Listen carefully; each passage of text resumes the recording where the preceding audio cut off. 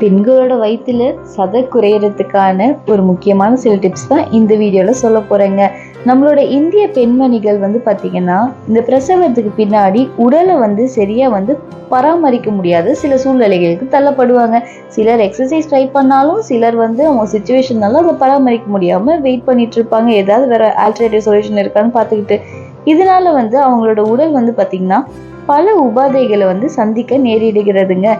அதுபோல் இந்த பிரசவத்துக்கு பின்னாடி பார்த்தீங்கன்னா அடிவயிற்றில் துணி சுற்றி கட்டாதவங்களுக்கும், அறுவை சிகிச்சை மூலம் குழந்தை பெற்றவர்கள் பெல்ட் போடாதவர்களுக்கும் வயிற்றுல சதை அதிகமாக காணப்படுது.